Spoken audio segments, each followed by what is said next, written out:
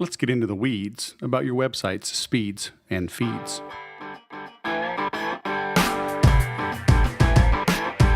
Hello, my friend, and welcome to the Sales Podcast. I'm Wes Schaefer, the Sales Whisperer, your host. We're jamming in a few episodes this week. I had 3 weeks of travel. I wasn't gone the whole time, but I was gone at least 1 or 2 nights, 3 weeks in a row. Just kind of screwed me up. But I also am working on onboarding a new team, going through the processes here. Good thing I had a 44-page document that mapped out how to do this. But as I started looking at our processes, I figured, what the heck? Time for a little change. So you may recognize a little newer logo for the show, as well as for the artwork on the episodes. Really just trying to get things a little cleaner, a little simpler, a little more fundamental, going to the old Courier font. I really like that. That's going to be in the new book. Something's going on with me. Can't quite put my finger on it, but I'm kind of tired of the consumerism, the wait in line for the new gizmo, because your other gizmo is a whopping 11 months old, so it's time for another gizmo. It's just, I don't know, something's going on in me. I've been preparing for a keynote talk I'm delivering in the end of November in Slovenia at a conference, and I'm talking about how we've basically been lied to and manipulated for 100 years. And there's plenty of proof, plenty of books. I'm working on it as a blog post. I'll probably deliver it once or twice as a free webinar, just to get the timing down on the talk. But there's a whole lot of BS going on out there. So figure just get back to basics and a little black and white, streamline the artwork, go back to a little older font, because I think I'm an old soul. It's kind of how it works anyway. You know what I'm saying? So, yep, that's what I've been doing. That's why we were delayed a couple of weeks in getting some shows out. But got plenty of folks in the queue. Just got to get them produced, and here we are. I'm also revamping a little bit the Make Every Sale program. It's still in its awesome shape, but I'm going to give you a little more access to me through the group. So head on over there now. I'm also raising the prices. We'll continue to do so.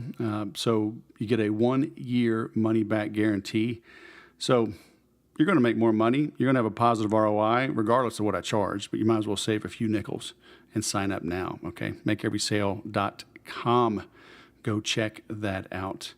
But today's interview is with a friend of mine I've known for many years through the Infusionsoft community, Tierney. We're going to get a little bit technical on what it takes to keep your website up and running, but Sean keeps it interesting. So let's jump into the interview. Tierney, all the way from Lisbon, Portugal, kind of sort of through Phoenix. Welcome to the Sales Podcast, man. How the heck are you? I'm good, man. Thanks for having me. So we finally catch up. We've known each other over the years through Infusionsoft, and you broke away, left them in the dust, left me at the altar, and you're traveling the world, climbing mountains. I mean, what the heck? Why the heck? Why do I have you on my show, man? What do we have in common? What can you help my listeners do mo better, huh? Oh, man. That's a good question. I don't know where to start. So you are now working with a company, and I'm just as interested as our listeners. I had not really heard of Pagely, so Pagely.com. So just before we hit record, you had started to give me a little bit of a rundown. But you do some powerhouse hosting on WordPress for some big names that our listeners might know, correct? Yeah, I mean, you might have heard Disney and then Oprah and Facebook and Time Inc. What? Comcast. Facebook's on WordPress? Yeah, this is kind of like the dirty secret is that massive companies have WordPress sites and blogs that spawned just because it's so easy to get started. So someone will launch it and then it'll grow in traffic, and then now they don't know how to handle WordPress at scale. So that's what we specialize in, is WordPress on really high traffic, high criticality sites. That's interesting, though, on Facebook. I honestly have never been. I guess they have content somewhere other than on Facebook.com? Yeah, it's a developer's blog. Oh, gotcha. Very cool. So My listeners are thinking, yeah, well, that's fantastic. It's me, my wife, my dog. I've got a VA overseas, and I think I had 16 people visit my website yesterday. Why the heck do I care about Pagely? Yeah, we're not probably honestly a fit for those people. We're really focused on the high end of the market. I mean, there's plenty of providers. You can host a WordPress site on Amazon EC2 for free if it doesn't get much traffic. Fire up a T2 micro instance. So we're really not for those people. We're for the big brands that just don't want to deal with scaling WordPress. So what can the little guys learn, though, from the big guys? What are some things that you see even the big players getting wrong when it comes to developing, hosting, and scaling a WordPress site? Yeah, it kind of depends on what phase you're at with it. I mean, there's security components to this. There's performance. I'm sure, as you well know, if you've got like an e-commerce site, maybe a WooCommerce-based website, like page load times can have a dramatic effect on your conversion rates. So if your site is lagging, that's not the best experience for your users. So anything you can do to improve that experience means ultimately more top-line revenue for you. Well, so that's good at a high level, but what can a small business do to enhance security? I mean, can they go to their host? Is it as simple as buying an SSL? What do you can call it? A subscription, a license? Because I know Google, like in the last year or so, they started punishing people, right? If they don't have, if their site's not secure. Yeah, Google penalizes and rewards people on various things. So if you have a fast site, typically you're going to get bumped up higher in the search results. And so that's yet another, conversions aside, that's just even position in the search engine ranking. So that's another benefit of it. In terms of the takeaways, I think the key things, like if you're managing your own plugin updates, it's important that you keep things updated. You don't want to go more than a week without checking to make sure your plugins are updated. That's one of the functions that we perform. So we make it so people can just forget about all that. But if you are doing that on your own, that's probably the single best thing you can do to both reduce your security exposure and also just make sure that there's nothing broken on your website. So one of my sites, it says I'm running 1.0, and they recommend I upgrade to version 48. Am I a little bit behind on that? That's not really an issue, is it? WordPress 1.0. Oh man. Yeah, and I have a love-hate relationship with WordPress. I mean, I started my business on WordPress. Well, actually, really going way back, I started on Jimdo. Did you ever heard of them or work with them? Joomla? No, Jimdo. It was Jimdo. like it'd be like WordPress, right? You could have, Sean.wordpress.com, whatever. So it was a Jimdo site. It was free. I found it before I knew jack diddly squat. And then I went to get my certificate. What's that? Man, you come up with the most random things. No, I've never heard of that. Dude, I'm telling you, they may still exist. Hold on. I'm going to multitask here, and I'm going to pull up Jimdo website. Oh, yeah, baby. I think it's still there. It is still there. Create your own website. So it's kind of like a Weebly, right? Or Squarespace or Wix. Squarespace. And so I started there. And then a friend of mine hard-coded in Dreamweaver, like a 5-page website for me. I couldn't edit. When I went to get my certification on the Fusionsoft in the fall of 2008, I didn't know any of this stuff. Guys, like after hours, I was buying beers so they could teach me HTML, and I created a Weebly website so I could copy and paste my HTML web forms from creating a sequence in Infusionsoft so I could pass the certification. So I didn't know any of this stuff. So then I heard about WordPress, start teaching myself that, and built everything on it. But man, I was still probably too small for somebody like Pagely, but it's like love-hate, because you can add all these plugins, you can do anything, but then you have performance issues, right? And then you have conflicts. I mean, I had many times my website turn into one big white page because of a plugin conflict. And then you can't log in, and you got to get into the cPanel. Then you don't have the cPanel because you're not all that technical, and you forgot to save all the cPanel logins. So you got to call hosting and hope somebody answers the damn phone and get you into your system. So you basically make all that go away, right? Yeah, I mean, I think with anything that's as powerful as a platform like WordPress, where it can be extended and make it so, kind of the same way your iPhone, any developer can write an application and extend the phone in ways that weren't anticipated by Apple. It's a really tricky thing. So you're opening up, it's a lot of power, but it's also just a can of worms in terms of what people can do in a plugin that then breaks your site. Mm-hmm. Now, do you get into web design, or are you just managing the hosting and in the uptime of the website? That's correct. We don't do any design. We do have a partner network when people come to us and they need web design development. We exclusively do the DevOps. So things like speed, stability, performance, backups, data protection, all that is what we handle. Gotcha. Because you're a smart man and tinkering with web design is a fate worse than death, huh? Yeah, I mean, we've got qualified partners who that's their gig, but yeah, we don't touch that. Yeah, Sean. Yeah, I know you're at your wedding, but this is really important. I need my logo to be like 4 pixels wider. I pay for support. Can you not do this? I mean, I'll move if you don't do this. I mean, that's web design. Have your listeners look up a YouTube clip, make the logo bigger. It's pretty much, yeah. I think I've heard of that, but I'll link to that. Make the logo bigger. All right. So security, performance. I mean, if somebody is too small for you, where do you typically send folks? Like, especially for hosting. You see the big guys out there like Bluehost and HostGator, and I still have some smaller sites on with those guys. I mean, they're super inexpensive. Yeah. But from a performance standpoint, who do you recommend if it's not you?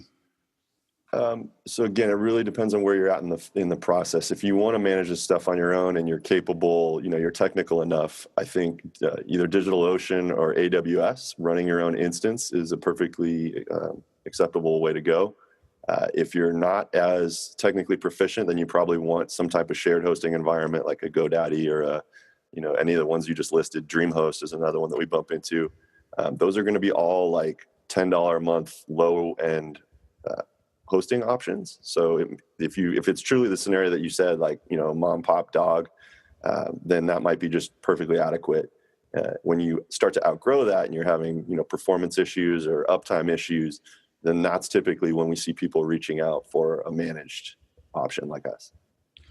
So when you mentioned AWS, can you elaborate on that for our listeners that may be new to this world?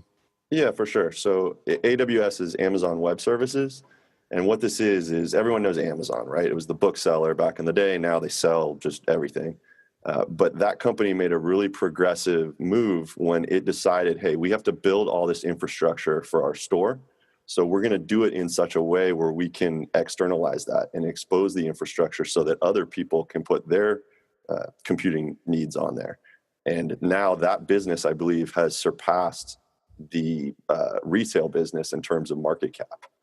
So really? AWS, yeah, it's I believe so. Don't quote me on that, but it's a huge business for them. Yeah, I mean, I've had them for years, just as an extra backup, just a third layer for me, and it's super inexpensive. I'm actually running some virtual machines as well for some virtual instances for one of my VAs to do some work. So. Yeah, we could go down a big old rabbit hole there, but I encourage everyone, check that out. If you're a do-it-yourselfer, they do have some crazy good options, and it's they're smart with that, right? They build all this infrastructure, and it's not always being used. Storage and CPUs and whatnot. So very interesting, kind of like Vegas, right? Making now they make more money on food and booze and shows than they make and hotel stays than on actual gambling. So, Yep. And I'm kind of mad about that. I remember when Vegas used to be a deal, man. Go, $4.99 all you can eat buffets. Those were the days. But I'd probably be fat if that was the case. So what about page loads? What are some things you see your big clients, what are some mistakes they make that the smaller folks can learn from? So 9 times out of 10, problems are going to be resultant from plugins. Either plugins that you installed, that were written by another developer, or if you're doing anything kind of custom plugins that you've written, that's almost always the source of the trouble. Beyond that, really getting the caching working properly is a huge deal. So we spend a lot of time to make sure that sites cache, because if we can serve a site out of cache, it's just ridiculously faster, and it's also more immune to traffic spikes. You can weather a lot more traffic when your site is served from cache. So can you go deeper into that? What does it mean in caching, and how can an individual tweak that? Okay. So this will be dependent on what host you're with. You want to ask them, this is a good question to ask your host, is, what do you employ in terms of a caching strategy? So we use we use 2 forms of caching. Caching, what that is basically in layman's terms, is instead of forcing the server to re-render a page, if it hasn't changed and it's not something where it's like behind a login where you need to serve it dynamically every time, then there's no reason for to serve your dog's homepage fresh each time and have to force the server to re-render that page. So if it hasn't changed, you want to serve it out of cache, and it'll be like 1,000 times faster. It just so this applies. This applies if someone has been to the site previously, right? Not even necessarily you. So there's different things going on here. When we talk about cache as it relates to the server, imagine you go to the Pagely homepage right now, and now your neighbor hits it moments after you. If the page hasn't changed, there's no reason to re-render that page. We can serve the same rendered version of the page.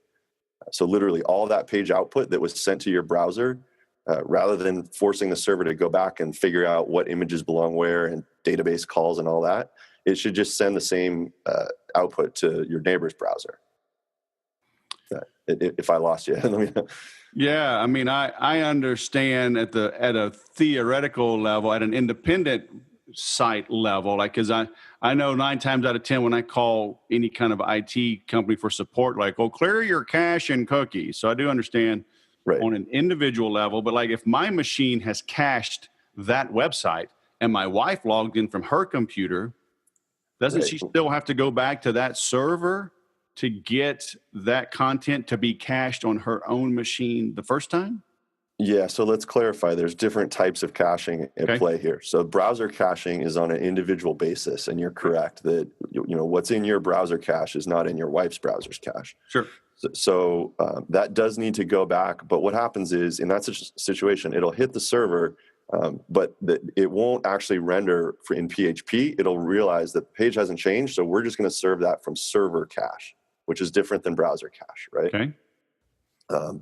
Now, if your site is dynamic, if you have, WooCommerce or elements that truly need to be fresh or personalized for each visitor, then that's going to negate your ability to use server cache. Okay.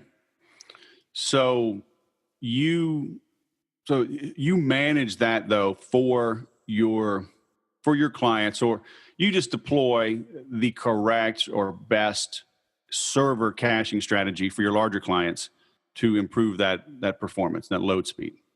That's correct. And there's even more layers than we're talking about here. Like we use something called Nginx full page caching, which is the type of caching that we're referring to right now. But there's also on the back end, we're doing things to reduce the number of calls necessary to the database. And that is called object caching. We use a system called Redis for that. But ultimately, we want to make it so you don't have to think about any of this. You just know that your site is loading as fast as it possibly can. So if a big customer moves over to you, is that all done on the back end? How much do you have to tinker with their website to make it work?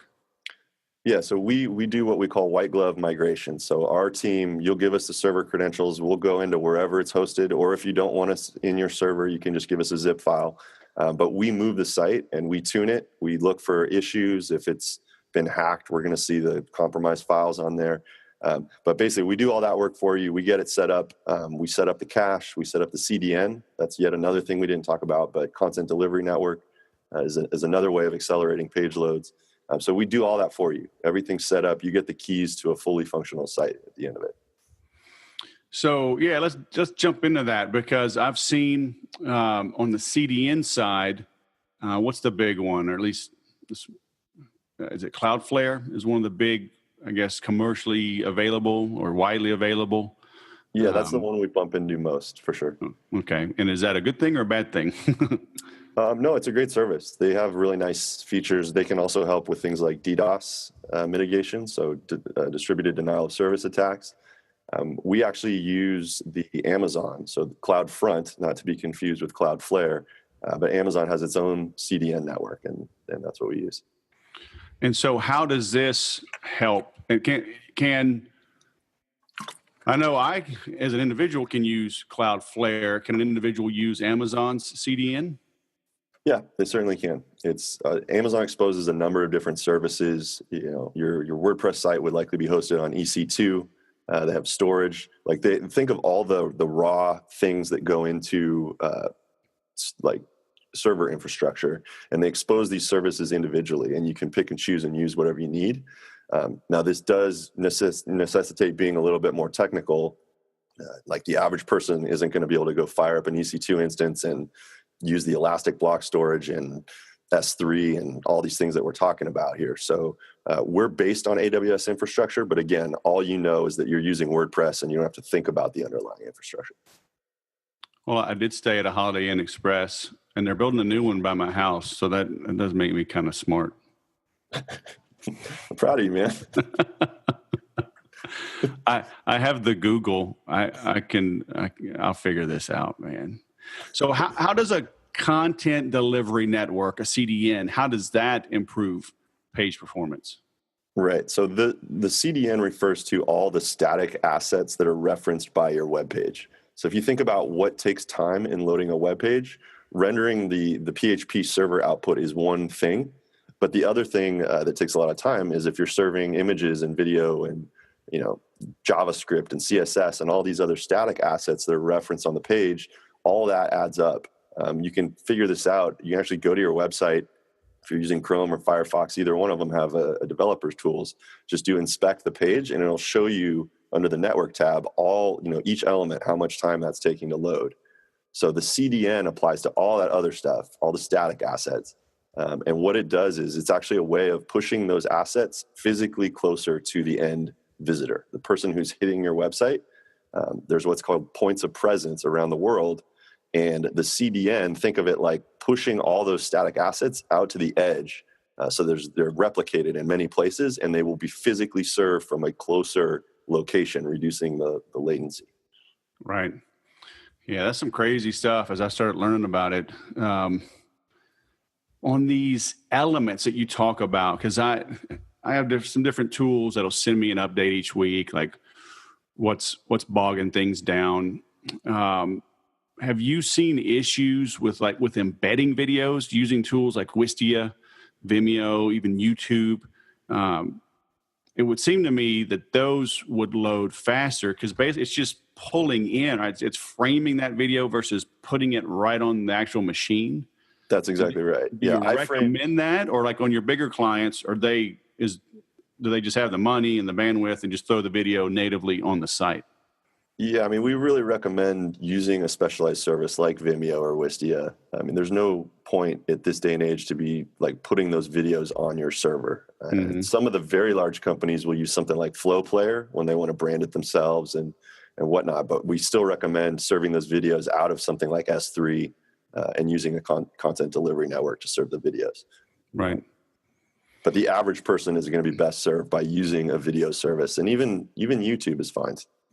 Right. As long as that people don't go down the rabbit hole of clicking the next video, and then you lose them. True.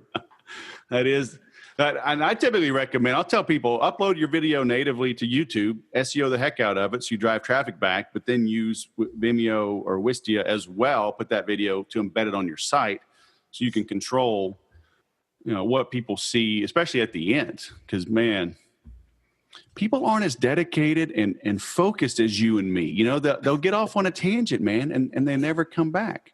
So we got to think about the mere mortals out there, don't we? Always. So what about like images, because that's one thing. I moved my whole WordPress website over to HubSpot a few years ago, and for me, running a lean business, no employees, contractors, and partners around the world, really, I love their support, and I give up some things being on their platform, but like you give up things on any platform. But I like the support. But one thing it'll do is it throws off a warning if an image is over a certain size, and I think it's 1 meg. So that they want them smaller. So are you doing the same thing? Or is there a size limitation or a recommendation on images that people should follow? Yeah, I mean, it would be foolish to put like a 5 megabyte image on your homepage because you're going to slow it way down. That just doesn't do anyone any good. We actually have some technology that we developed for Disney that we've now since turned it into a product, and we make it available. It's actually free for users that request it. But this is something that will auto-optimize your images, and it'll produce thumbnails at varying sizes depending on the use case.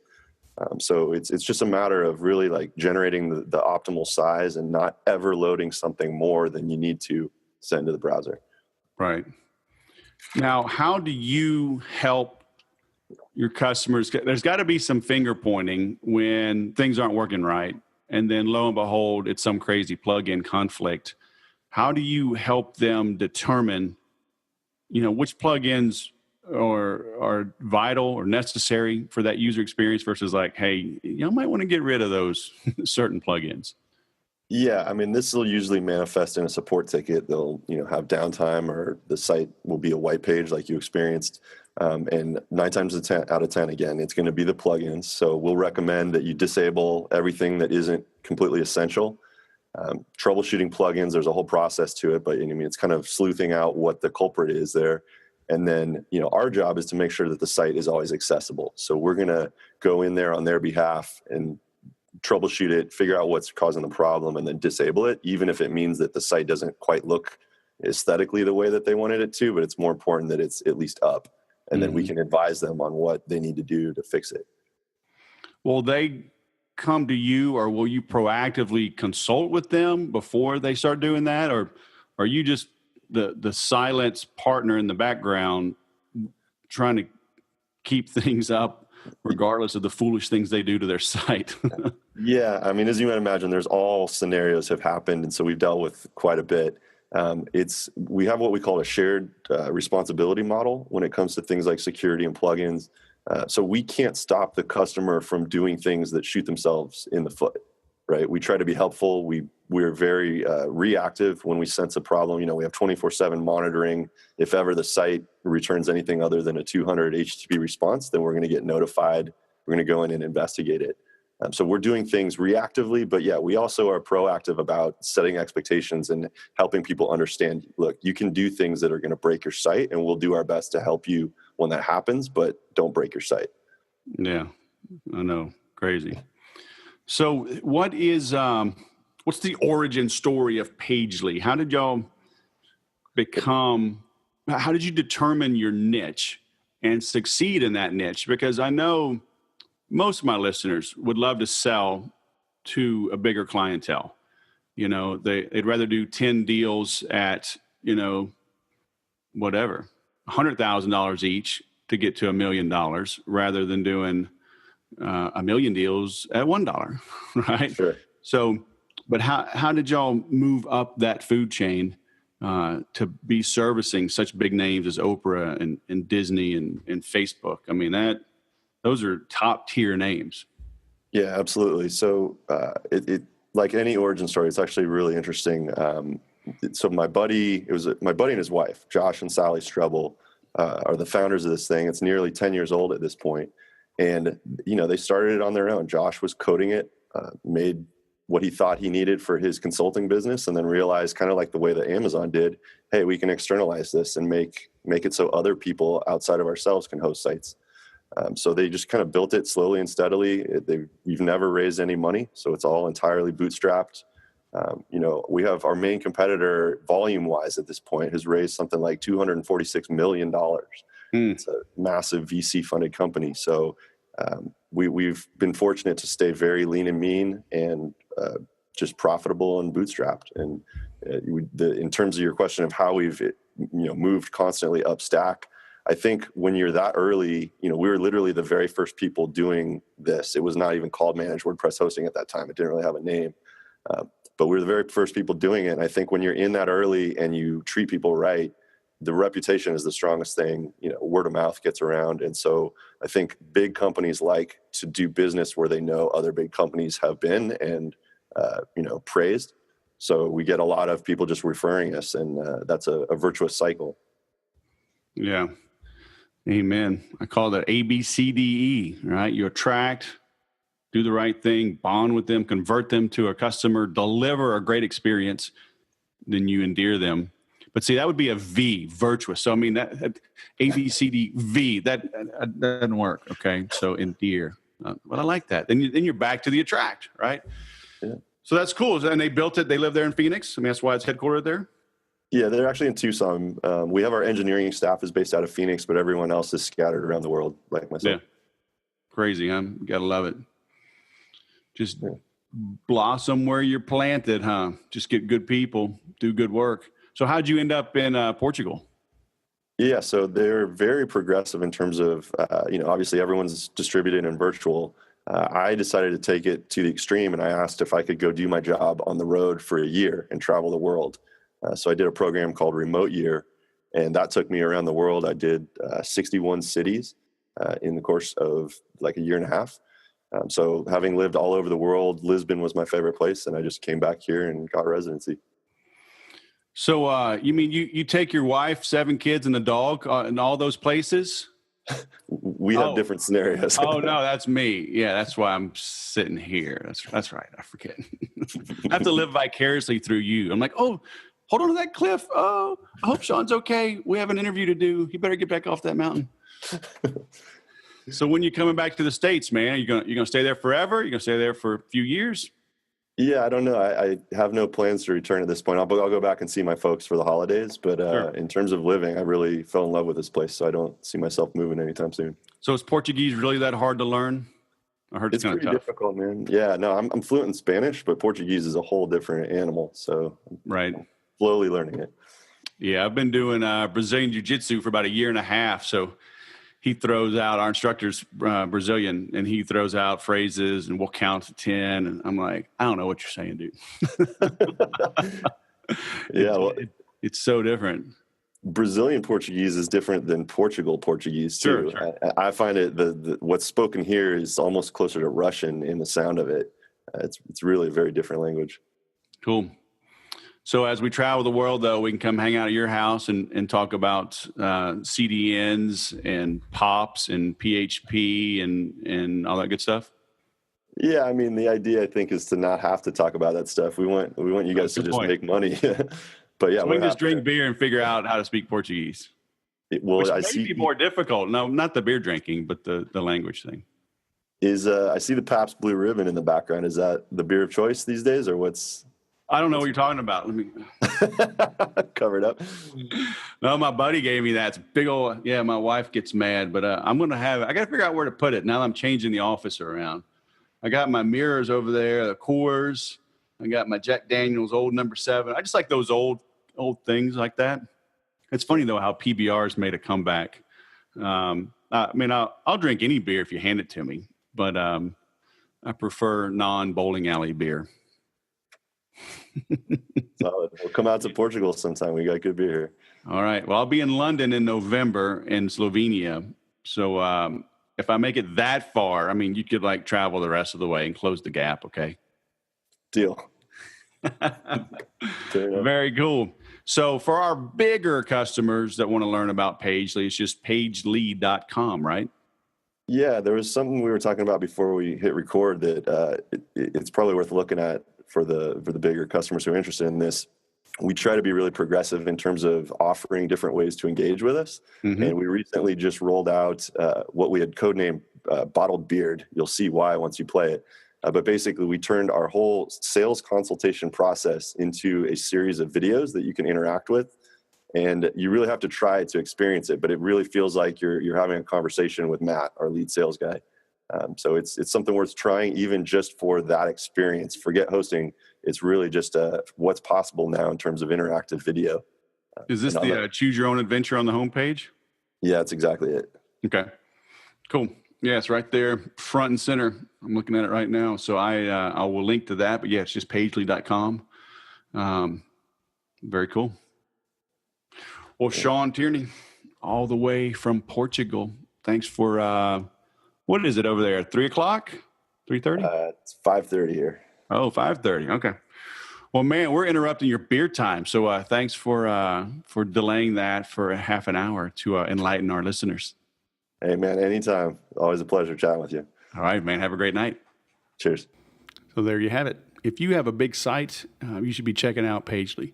If you have a small site, at least check out their resources. See what the big guys and gals are doing, because you can borrow from their, skinning of knuckles, their research and development, their pain. I just read today, as I record this, Google Plus will be shutting down. So I guess it'll be shutting down in the middle of 2019. But they got hacked, and the almighty Google. So nobody is impervious to this. So learn from other people's mistakes, okay? If they're having issues, the big guys, they're going to be implementing a ton of resources, manpower, brain power, and money. So you can learn from someone like Pagely. Sean's a good dude as well, very accessible. It's been interesting watching him travel the world. So you could probably track him down through social media or through their website, and he'll answer your questions. Just a good guy like that. All right. Another place you can get your questions answered is the Make Every Sale community, makeeverysale.com. Join now. The prices are going up. They have gone up. They will go up again, but you get a 1-year money-back guarantee. So plug in, end Q4 with a bang, end 2018 with a bang, start 2019 with a bang. The things that I teach in the group are timeless. They cross international borders. They apply to dozens, if not hundreds of industries. I've literally worked in probably a dozen industries, and I have trained thousands of people. I've trained B2B, B2C, B2G, the complex sale, retail sales, sit at the kitchen table sales. The stuff I teach works. And in the group, it's small enough right now because I raised the price. So, hey, people will pay for two things, exclusivity and experiences. So I charge enough so you have a good experience, and it's semi-exclusive.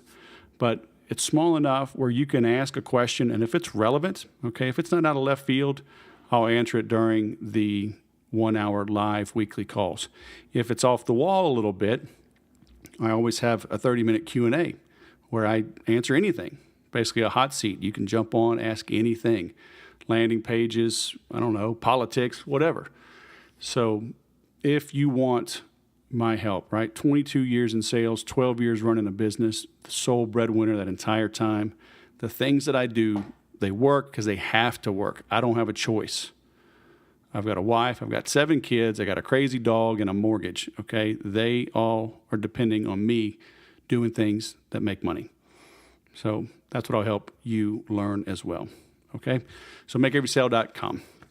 If you want to carry on the conversation a little more, head on over to theimplementors.com, theimplementors.com. It's our free private Facebook group where you can ask some questions. I'm happy to engage there as well. I just don't get quite involved, and of course, there's no content. You don't get the videos, you don't get the boilerplate agreements, the contracts, the spreadsheets, everything else I'm always making and adding to the group. And if you leave a 5-star review, I will give you my sales training flashcards for free. Okay, leave a 5-star review, take a screenshot, email me, wes@thesaleswhisperer.com. I will send you a PDF version of the cards. These sell for $20 online, so that's a pretty good deal just for giving a testimonial, okay? An honest one. I would hope you give it a 5-star anyway, all right? Don't sell your soul for $20. But hey, thanks for listening. Now go sell something.